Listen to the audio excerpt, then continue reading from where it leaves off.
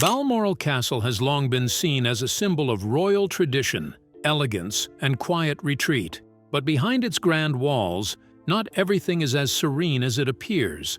Recently, a wave of palace maids abruptly walked away from their posts, leaving the public stunned and demanding answers. Their sudden departure wasn't about ordinary disagreements. It hinted at deeper issues hidden from view. What really drove these staff members to abandon one of the most prestigious royal households? The truth may surprise you more than you think. Why maids quit Balmoral? Behind the imposing granite walls of Balmoral Castle, where sunlight glints off centuries-old stone and the air carries whispers of royal history, life for the staff is far removed from the fairy tale image of regal luxury. While visitors marvel at the sprawling lawns, ornate facades, and grand ballrooms, the people who maintain this majestic estate endure a daily reality that is grueling, exhausting, and rarely seen. The castle's glittering halls, polished silver, and roaring fireplaces are not simply symbols of wealth. They are monuments to relentless labor, performed largely in silence and without recognition.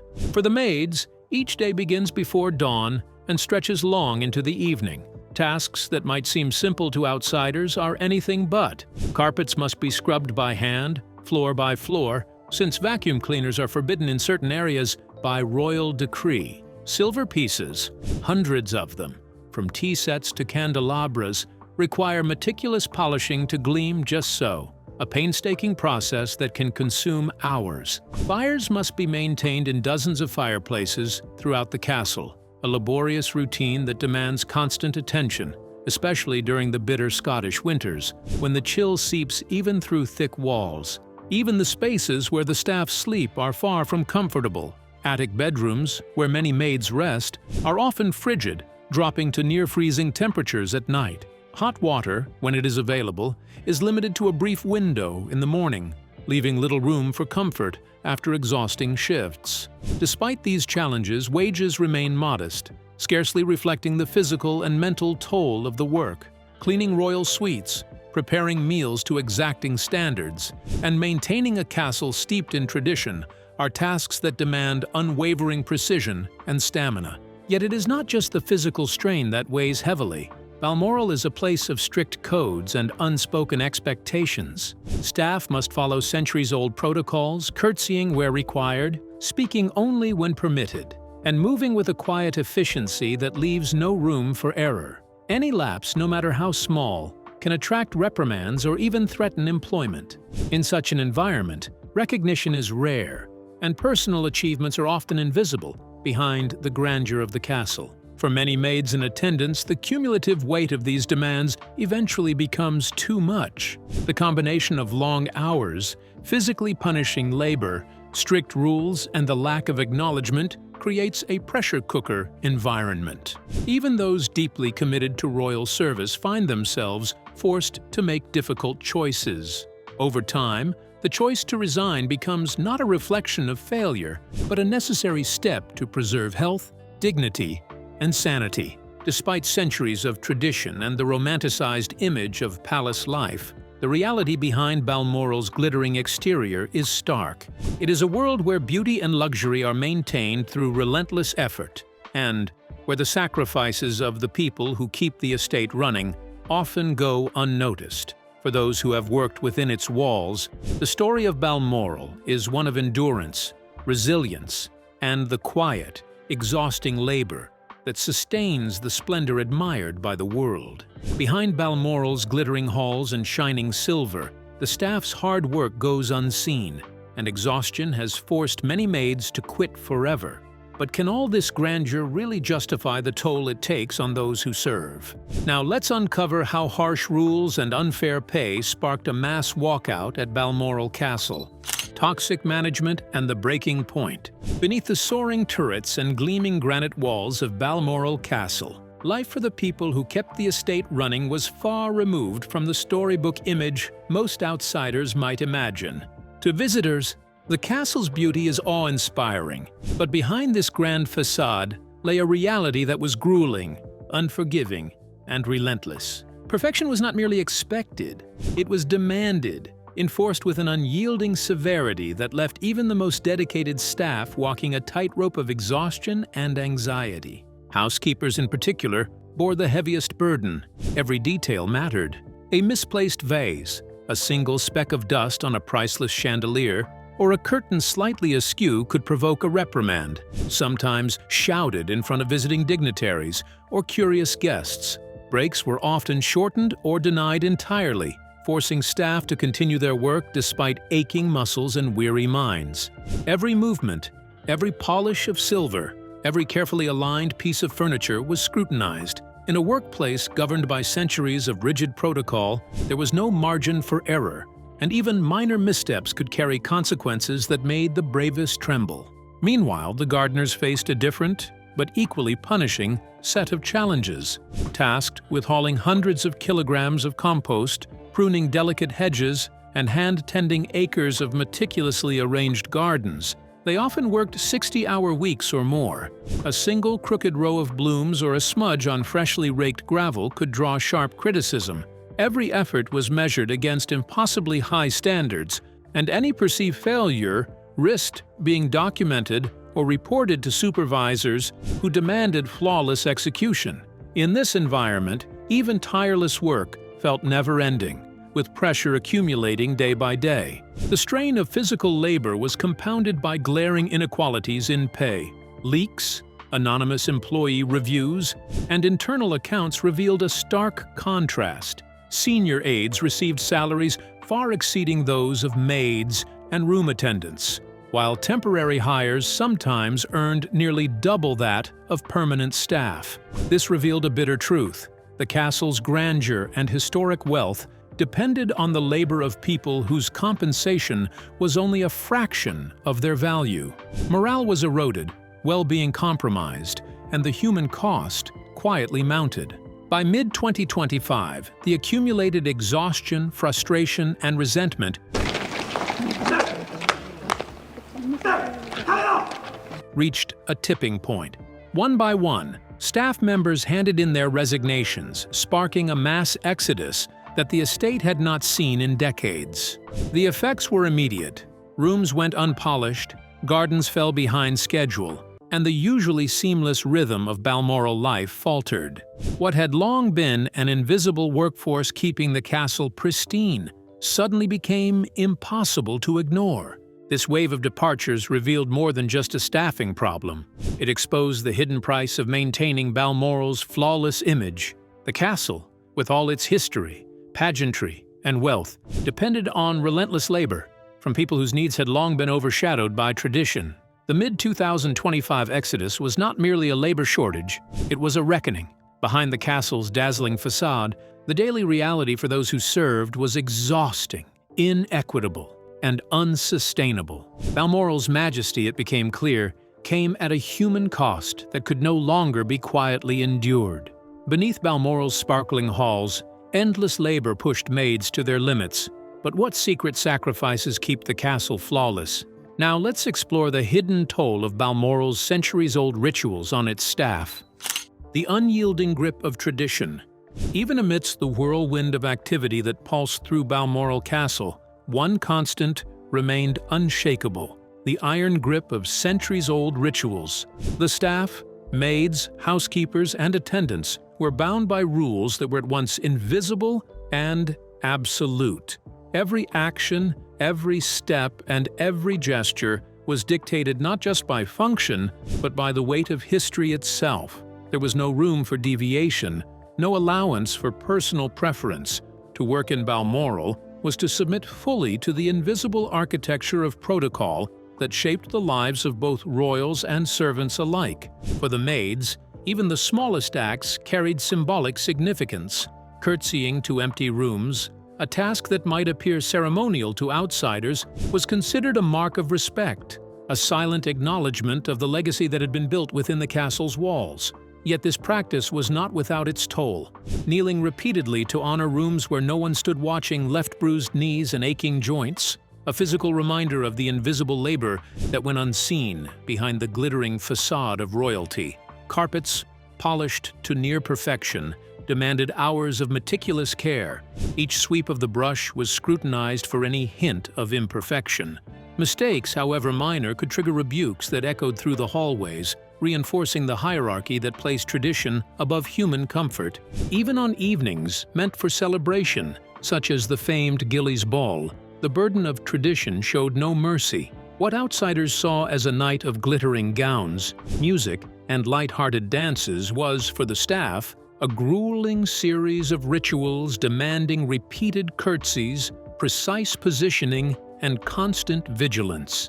Maids counted every bow, each one a testament to their obedience and endurance, while the sparkle of chandeliers and flowing gowns masked the physical pain endured behind the scenes. Bruised knees and aching backs were accepted silently, for the sake of maintaining the perfection that royalty and visitors expected. Hierarchy was everywhere.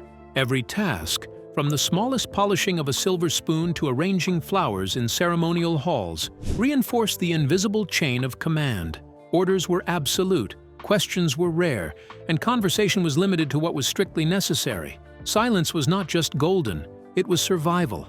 Staff learned to move through the castle like shadows, their presence felt but seldom acknowledged, their personal needs subordinated to the grandeur of the palace. In these moments, the human cost of royal tradition became painfully clear. Despite its strictness, Balmoral's rigid rituals were the very backbone of its legendary charm and historical significance. These long-held protocols safeguarded the castle's immaculate appearance, maintained centuries of tradition, and ensured that every event unfolded with flawless precision. Every gleaming surface, every carefully timed bow, and each ceremonious gesture worked together to create the illusion of effortless elegance. For visitors and guests, the seamless beauty of Balmoral appeared timeless. Yet behind that perfection lay the disciplined, meticulous labor and unwavering dedication of its staff. But for the people who lived and breathed these rules daily, the same rituals that maintained grandeur also imposed confinement. A world where human comfort and personal agency were often secondary to duty. The maids and staff became both the guardians and prisoners of tradition, their lives intertwined with the castle's history, yet often overshadowed by it. Beyond the traditions that preserved royalty, which caused exhaustion, frustration, and staff departures, what else weighed on the staff? Now let's unravel how royal mischief forced them into a constant, high-stakes balancing act. Childhood mischief and quiet tension. Within the sprawling granite walls of Balmoral Castle, life for the staff was a delicate balancing act where the innocence of childhood often collided with the high-stakes tension of royal life. Young Princes William and Harry, brimming with energy and curiosity, found ways to inject mischief into the otherwise rigid rhythms of the household. They played games that, on the surface, seemed harmless, even amusing, hiding vacuum cleaners behind tapestries, squirting mustard onto ceilings, or rearranging cleaning supplies in ways that left housekeepers scrambling. For a brief moment, laughter echoed through the grand halls, offering a rare glimpse of levity amid an environment governed by exacting rules and ancient protocols. Beneath the cheerful laughter of playful children, Balmoral Castle throbbed with a quiet, tense unease. The prince's games, hiding objects, harmless mischief, were never entirely innocent, unfolding amid a constant pressure cooker of secrecy and expectation. Staff moved with careful attention, knowing that every whispered conversation, every creak of a floorboard, and even the smallest disruption could ripple through the household, affecting not only royal routines, but the delicate balance of life behind the castle's glittering walls. At times, maids and housekeepers accidentally overheard deeply personal conversations between Prince Charles and Princess Diana, filled with tension, emotion, and the heavy weight of marital struggles. Even seemingly innocent moments, like the playful mischief of young Princes William and Harry, demanded careful attention. Staff had to tread lightly, anticipating every need and timing each task perfectly, because a single mistake, a delayed chore, a missed signal, or failing to foresee a royal's whim could trigger sharp reprimands, leaving them constantly on edge. This duality, childlike play set against adult seriousness, created a unique environment for those who worked behind the scenes. On one hand, the staff witnessed the fleeting moments of innocence and humor that humanized the royals. On the other, they were forced to maintain invisibility, observing yet never participating, privy to intimate and sometimes painful aspects of family life, without the freedom to intervene or comment. The castle, grand and imposing, became a theater of contrasts.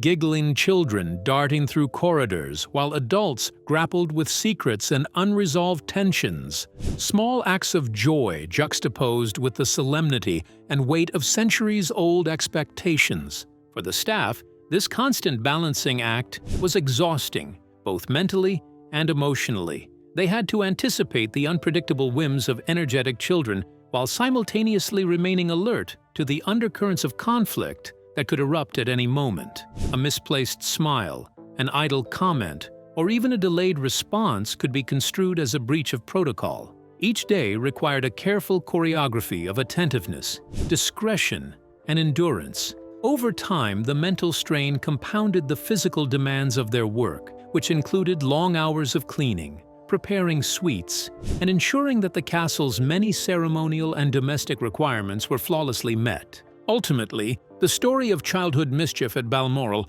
is inseparable from the larger narrative of life behind its walls. The prince's playful escapades provided moments of light amid the intense structure and secrecy, yet they also highlighted the invisible labor of staff, who navigated the intersection of innocence and tension with precision and poise.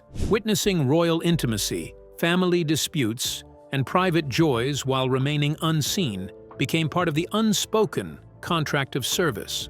An enduring reminder that behind the laughter of the children, the lives of those who maintained Balmoral were anything but carefree. Behind royal laughter, the staff faced constant secrecy, tension, and unseen emotional strain. But how did carrying these royal secrets quietly shape their lives at Balmoral? Let's dive into the untold story.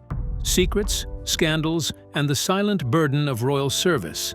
Balmoral Castle has never been just a royal residence. It is a fortress of secrets, a place where history is quietly written behind towering granite walls and sprawling private grounds. Over the centuries, it has been the backdrop for intimate moments that the world was never meant to witness. From Queen Victoria's famously close and controversial friendship with John Brown, which stirred whispers and scandal, to Edward VIII quietly rehearsing the script of his abdication, Balmoral has consistently shielded the private lives of its occupants from the outside world. Every corner, every hallway, and even the smallest servants' quarters have carried layers of confidentiality that shaped the rhythm of life within the castle.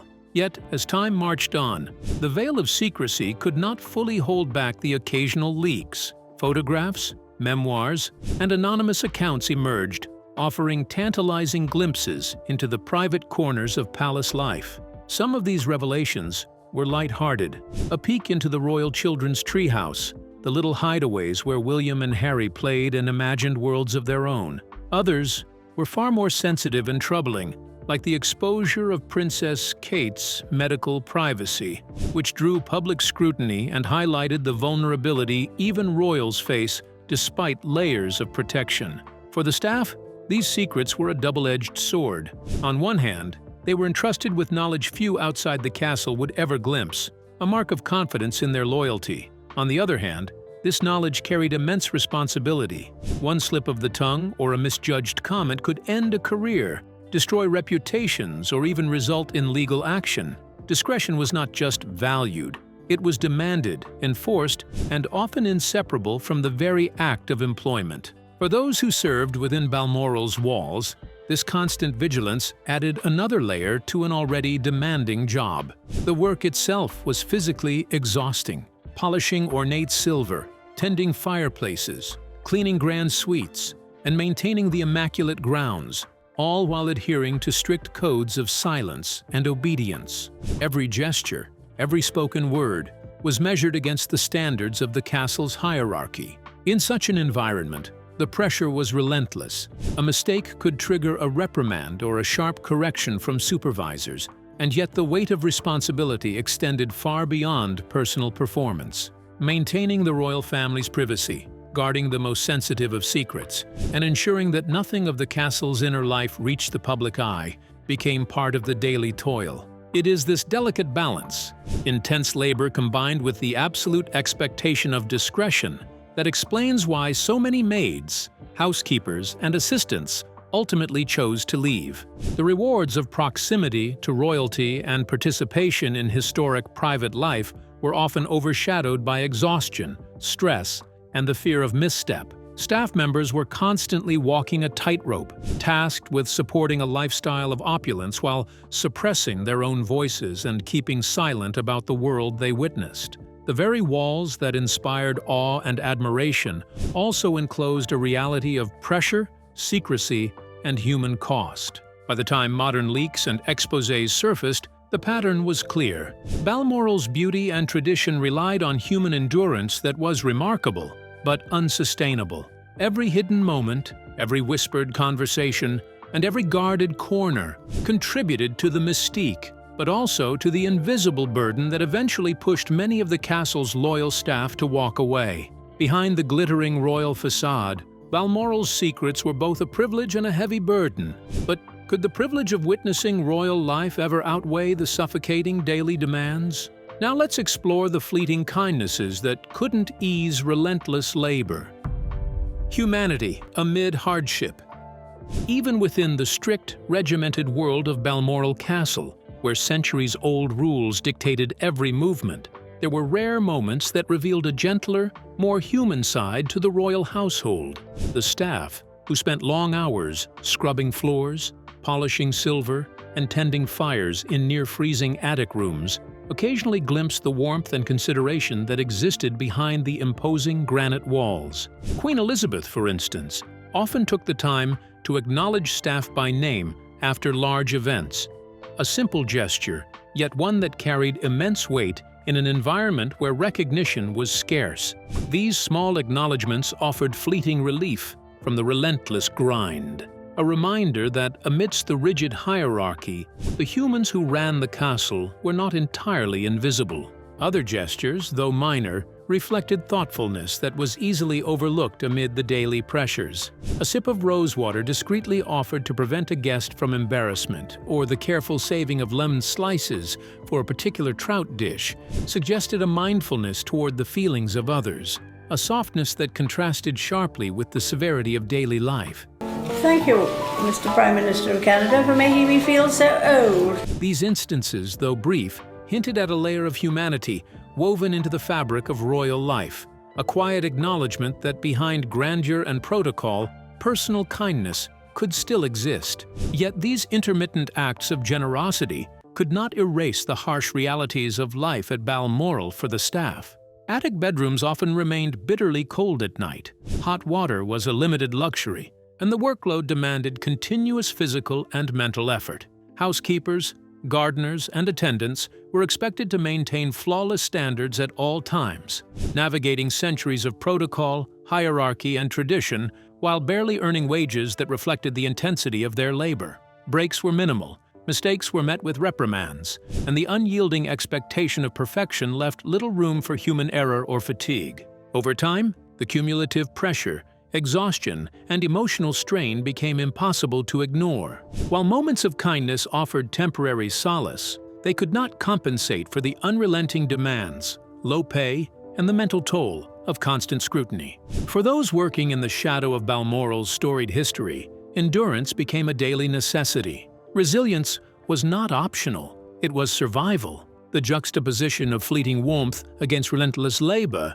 underscored a broader truth. The human cost of sustaining royal opulence was immense, and the staff often bore it silently, their sacrifices largely invisible to the public eye.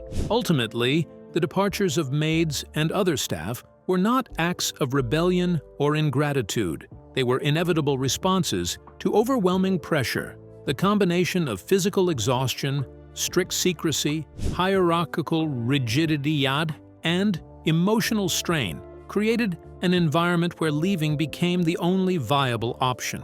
Each resignation reflected a deeper reality. Behind the sparkling granite walls and ceremonial pageantry, human endurance had limits. The story of Balmoral is as much about the people who preserve its beauty as it is about the traditions and royalty it shelters. In the end, the rare gestures of kindness, Queen Elizabeth's acknowledgements, small courtesies toward guests, were poignant reminders that even in the most demanding environments, humanity can persist. But they were never enough to outweigh the weight of expectation, labor, and sacrifice. For the maids who left, their choice revealed a profound truth. Behind the magnificence of Balmoral Castle, the reality of service was both grueling and uncompromising, making their departures a revealing testament to endurance, resilience, and the human spirit. Kindness existed, yet relentless labor and impossible expectations pushed Balmoral staff to resign. But how much human endurance truly lies behind these dazzling walls? Now let's uncover the hidden struggles and silent sacrifices of those who kept Balmoral running. Prestige versus reality. Even in the heart of the breathtaking Scottish Highlands, where rolling hills meet the shimmering granite of Balmoral Castle, the majestic beauty of the estate hides a stark, often unseen reality. To visitors, Balmoral appears like a fairy tale kingdom, glittering walls, immaculately kept grounds, and the pomp and ceremony of royal life. But for the people who keep the estate running, life behind those walls is anything but enchanting. The daily grind for live-in housekeepers, gardeners, and attendants is grueling, physically exhausting, and mentally demanding, dominated by centuries-old rules and unrelenting expectations. Housekeepers spend long, punishing hours scrubbing floors, polishing hundreds of silver pieces, and ensuring that every room meets impossible standards of perfection. Gardeners toil across acres of meticulously maintained grounds, hauling heavy loads, pruning delicate hedges, and arranging flowers in precise patterns, all while under constant scrutiny. Attendants attend to the smallest details of daily palace life, from lighting dozens of fireplaces to preparing meals that must meet exacting standards, often under the silent gaze of visiting dignitaries or inspecting royals. Every task, no matter how minor, carries the weight of expectation, and even the smallest misstep can lead to criticism or formal warnings. Reports and insider accounts reveal a stark reality behind Balmoral's grandeur. Despite the castle earning money from timber, cottage rentals, and tourism, many staff earn wages that barely meet basic living costs. Attic rooms, where some sleep, turn icy during harsh Scottish winters, and hot water is available only for brief windows. Staff must remain on call at all hours, juggling physically demanding tasks with painstaking care for historic furnishings and intricate details. Even where benefits exist, they scarcely make up for the relentless work, constant scrutiny, and exhaustion demanded by life behind the castle's glittering facade. Living on site at Balmoral Castle intensified every challenge for the staff. They had to navigate a strict chain of command, obey centuries-old rules, and perform precise rituals, curtsying to empty rooms, speaking only when spoken to, and moving with perfect decorum. Every task unfolded under the sharp gaze of senior royals and visiting dignitaries, magnifying pressure with every step. Long hours, minimal pay, and constant scrutiny turned daily work into an endurance test, pushing both body and mind to the edge. What outsiders admired as privilege and luxury was, for staff, a relentless tightrope between perfection and survival. Behind Balmoral Castle's dazzling exterior lies a world few ever see. While visitors admire glittering halls, polished silver, and sprawling gardens, the staff face relentless demands, exhausting hours, and constant pressure to maintain perfection. The gap between royal prestige and the harsh daily reality has driven many to resign. Working within these storied walls is no mere job.